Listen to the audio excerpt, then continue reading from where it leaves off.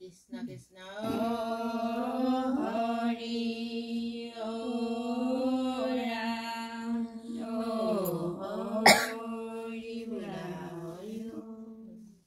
নমস্কাৰ বন্ধু বান্ধৱীসকল মই মৰমী মোৰ ইউটিউব চেনেলটোলৈ আপোনালোক সকলোলৈকে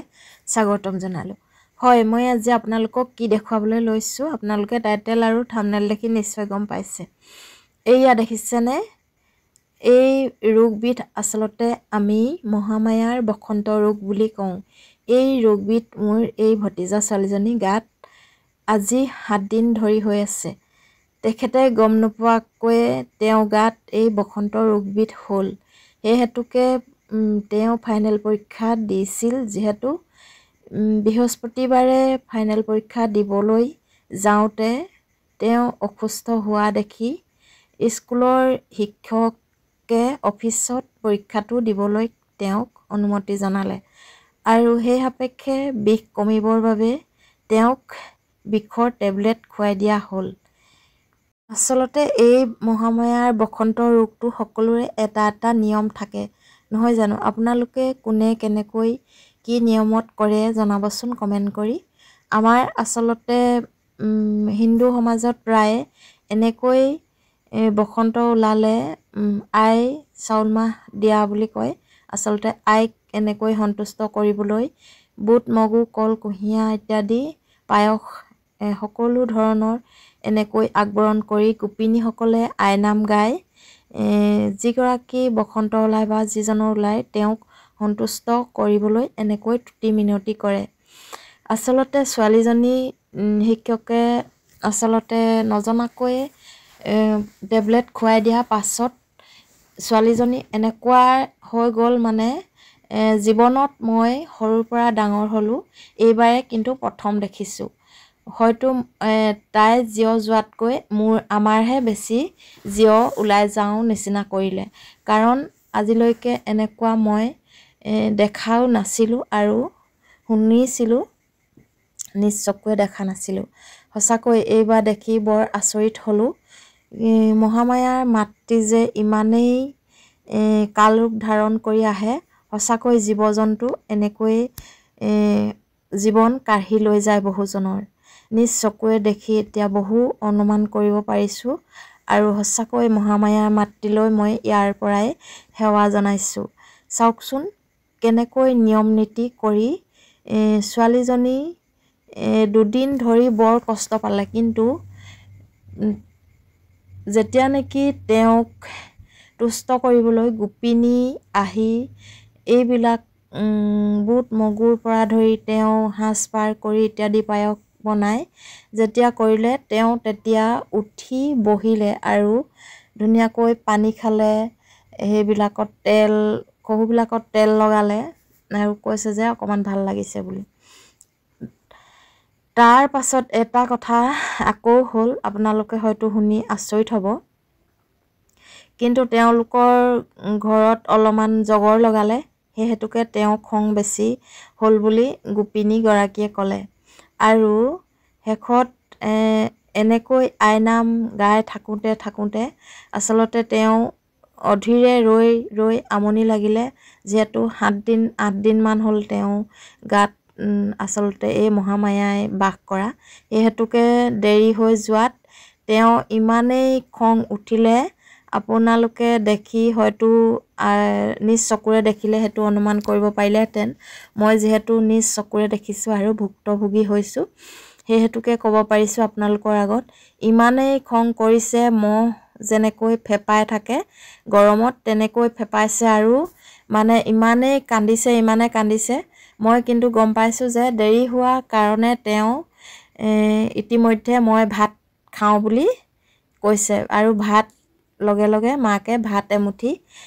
পিচি দিছে যেহেতু একো খাব পৰা নাই পানীও তেওঁ চামুচে ঘুটিছিল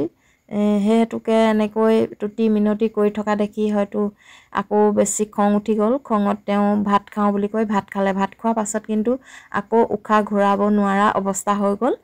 অৱস্থা হৈ আকৌ একে অৱস্থা হ'বলৈ গৈছিল শেষত লৰালৰিকে তেওঁক আগবঢ়াই দি খাবলৈ দিয়াত তেওঁ পুনৰ সন্তুষ্ট হ'ল আৰু সম্পূৰ্ণ মুখৰ চেহেৰাটো বদলি হৈ গ'ল। যিহেতু আকৌ খং উঠা দেখি মোৰো ভিডিঅ' কৰিবলৈ ভয় লাগিলে আৰু পাছৰ অংশটো মই কৰিব নোৱাৰিলোঁ। আৰু দ্বিতীয় ভিডিঅ'টোত আপোনালোকক মই কিছু দৃশ্য দেখুৱাম। সেই দৃশ্য হয়তো আপোনালোকে ভাবিব যে ভগৱান মানুহৰ গাত লাগে নে নালাগে, এই প্ৰকৃত কথাটো আচলতে নিজেই ভুক্তভোগী বা কাৰোবাক দেখিলেহে সাক্ষাৎ দেখিলে গম পোৱা যায়। সেই সময়ত আচলতে বিশ্বাসৰ পাত্ৰ হৈ পৰিবলগীয়া হয়। তাৰে উদ্দেশ্যে মই নেক্সট ভিডিঅ'ত আপোনালোকক এটা দেখুৱাম। মই প্ৰস্তুত কৰি থৈছোঁ, কিন্তু ভিডিঅ'টো যিগৰাকী গোপিনী তেওঁ সম্পূৰ্ণৰূপে মানে তেওঁৰ গাত লম্ভি গৈছিল।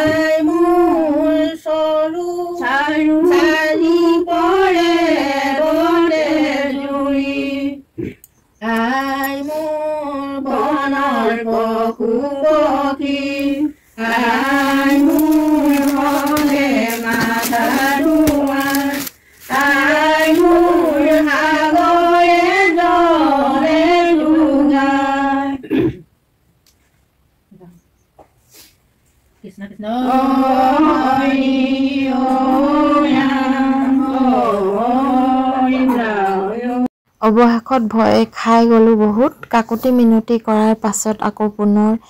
লৰালৰিকৈ তেওঁক যিহেতু খাবলৈ দিলে, খাই তেওঁ সন্তুষ্ট হৈ সম্পূৰ্ণ চেহেৰা আধা ঘণ্টা পাছত অলপ চেহেৰাটো সলনি হৈ গ'ল। আচৰিত পালোঁ মই, মানে এনেকৈ আচৰিত পালোঁ যে নিজে সাক্ষাতে দেখিলোঁ। সেয়েহে মই বহুত আচৰিত হ'লোঁ। মানে মহামায়া মাতৃ যে এনেকুৱা ৰূপ আছে বা এনেকুৱা যে নিদৰ্শন দেখুৱাব পাৰে বা এনেকুৱা হ'ব বুলি মই সঁচাকৈ ভবা নাই। আচলতে বিশ্বাসেই আদিমূল। আমি আই মাতৃক যেতিয়া আগৰ পৰাই এনেকৈ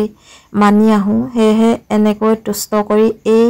বসন্ত ৰোগবিধ আচলতে মহামায়া মাতৃ বুলি কয় বহুতে। সেই ৰোগবিধক এনেকৈ মানি চলিলে নিশ্চয় ভাল হয়। আৰু যিসকলে যি নিয়মেই নামানক কিয়নো সকলোৰে বেলেগ বেলেগ নিয়ম থাকে, সেই হেতুকে নিজৰ নিজৰ নিয়মত মানিলে সকলো মান্তি হ'ব। তাকে কৈ মই আজি এই ভিডিঅ'টো আপোনালোকৰ মাজলৈ প্ৰস্তুত কৰিলোঁ। সঁচাকৈ মহামায়া মাতৃ ইমান মহিমা ভাবি আৰু দেখি শুনি সঁচাকৈ অপাৰ হৈ গ'লোঁ। শেষত ছোৱালীজনী সুস্বাস্থ্য কামনা কৰিলোঁ। আজিলৈ ভিডিঅ'টো সামৰিলোঁ। ধন্যবাদ।